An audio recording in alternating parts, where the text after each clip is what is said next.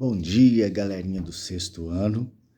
Estou aqui gravando o primeiro vídeo de dica do prof para vocês. Em todas as avaliações eu faço isso para te ajudar aí nos seus estudos, na organização, para você poder se dar bem na prova, velho. Vai tirar total, a prova vale 8 pontos. Essa prova tem 8 questões discursivas, né? Que a gente chama assim de questões abertas. Você vai poder ler com muita calma, voltar na questão quantas vezes você precisar e colocar a resposta certa, velho. Para facilitar, eu vou falar a prova aqui para vocês, ó. Silêncio, não conta pros outros não, rapaz. Vou te falar a prova toda.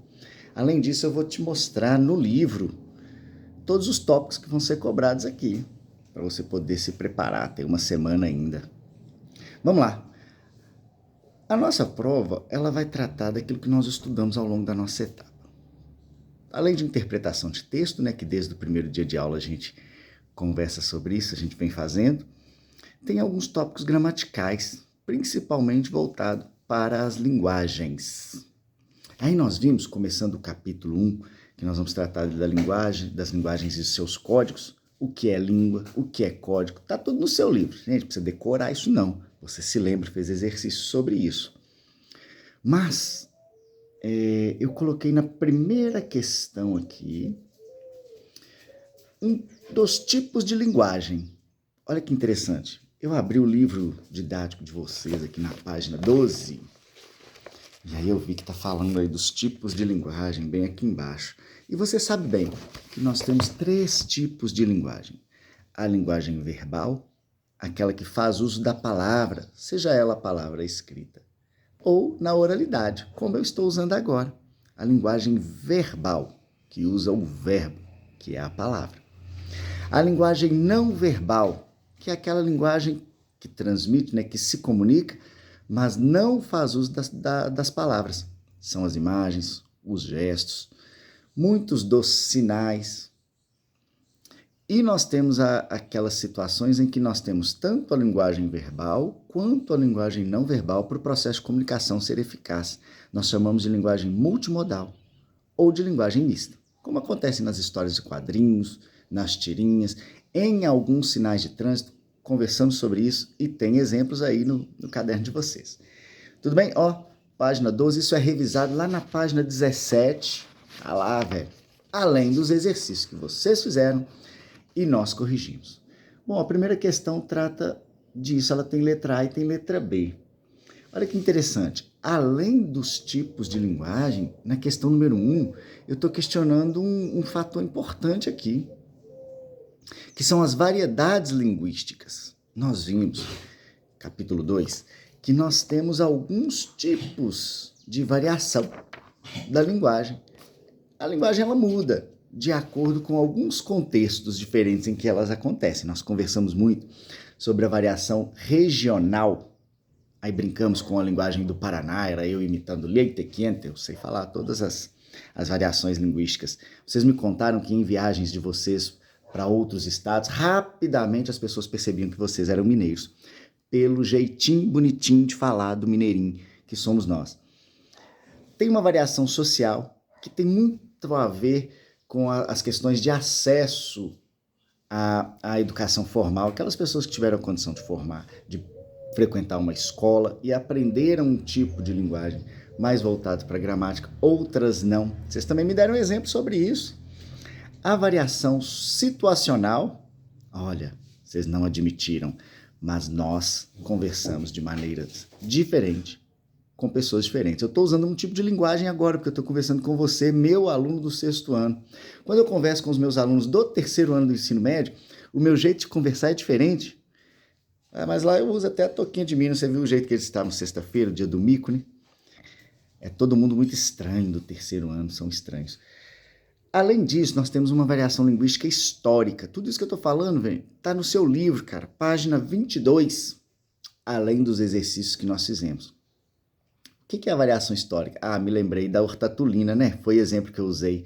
A ortatulina, que é a fada Tatu, lá do livro Uma Fada Vem Me Visitar, que você está lendo, ela é de outros tempos. Inclusive, na história, ela se veste de um jeito diferente, bem ultrapassado, lá dos anos de 1960. E o jeito de falar da ortatulina é diferente do jeito da aluna falar. Vou mudar o jeito, vou mudar a explicação. A forma como a Tatu se pronuncia é diferente da nossa, dos nossos tempos. Ela utiliza termos que estão em desuso, termos que não são mais utilizados. Olha aí, a variação histórica. Então fique ligado, tudo isso para a questão 1, só uma questão, nós temos que passear pelo livro, hein?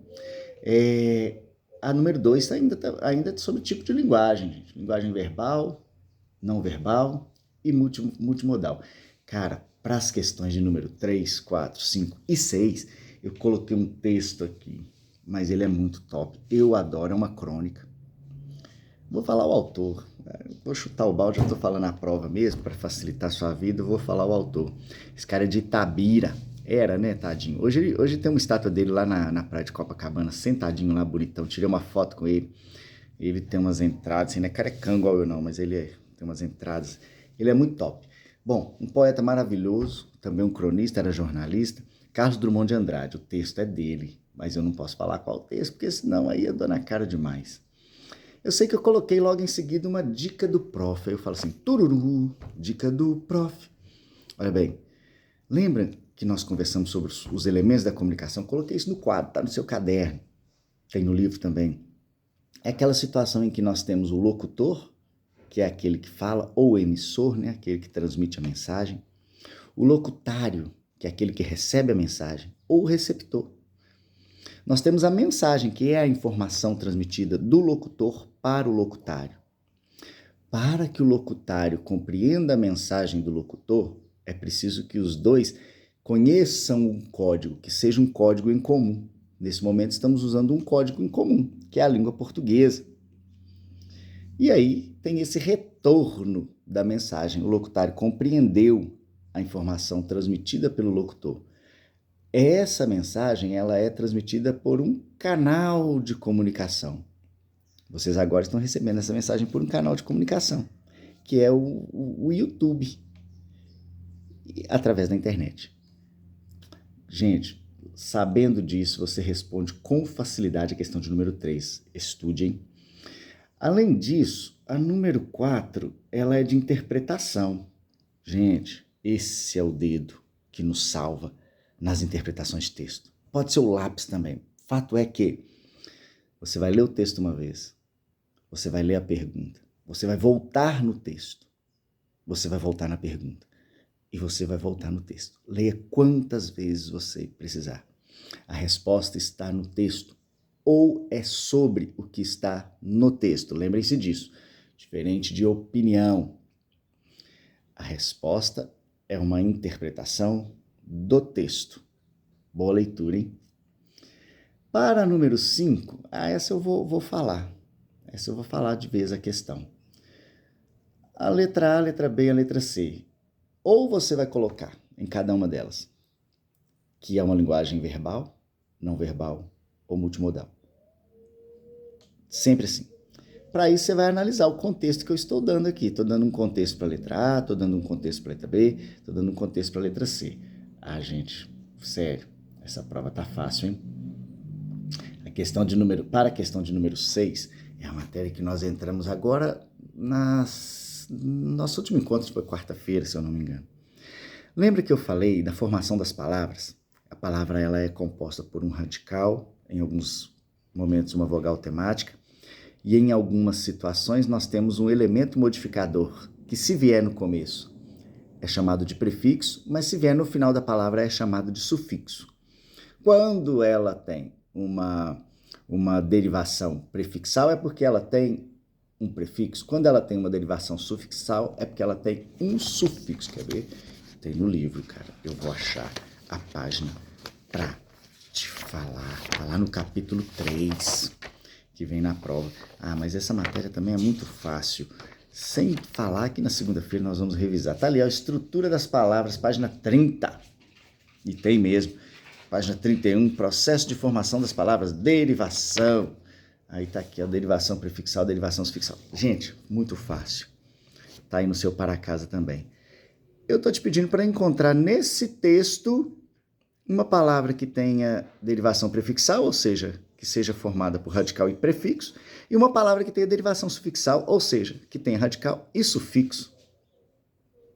Para não prolongar muito o vídeo, eu já vou lá para as questões de número 7 e número 8.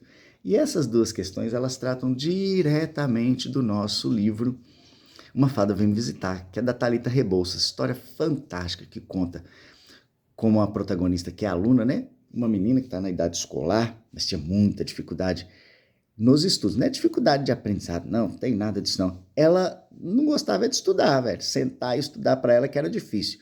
E aí ela estava numa situação muito complicada em algumas matérias. Ela já tinha perdido algumas médias e se perdesse na prova de matemática, a mãe dela ia brigar muito com ela. Eu sei que ela ficou brava também com o professor de geografia, alô, Marco Túlio. Mas o dela se chama Djalma, né? O Djalma sem alma, porque ele não deu, se eu não me engano, meio ponto para ela e ela ficou abaixo da média. Bom, essa menina se depara em uma noite, né? Ela dormindo, se deparou com uma fada, a Hortatulina, muito engraçada, uma fada muito estranha, muito diferente das fadas que eu conhecia. E a Hortatulina tinha uma missão para a vida da aluna. Ela tinha que ajudar a aluna, mas era numa situação totalmente diferente da que a própria aluna imaginava. A aluna imaginava, essa fada veio me ajudar nas provas. Não era nada disso não, velho. Tem muito a ver com amizade, tem muito a ver com empatia, com compreender o outro, com as questões das relações escolares. Muito legal essa história. Eu curti. E se você curtiu também e fez uma boa leitura, vai se lembrar direitinho do livro. As perguntas estão contextualizadas, vai te ajudar a voltar ali na história e você vai responder com muito capricho, com muito carinho aí. Tanto as questões de número 7 quanto a de número 8. E lá no final eu tô falando assim, ó, boa prova, tem uma surpresa para vocês lá, uma pessoa que está desejando boa prova e tá falando assim, ó, leia muito, leia sempre. E é isso aí, galerinha. Pode escrever nos comentários aí se ficou com alguma dúvida, pergunta, eu respondo até o dia da prova. Ixi, vou te dando respostas até. Quero que todo mundo arrebente. Você vai tirar nota muito boa. Se prepare aí. Grande abraço, turminha.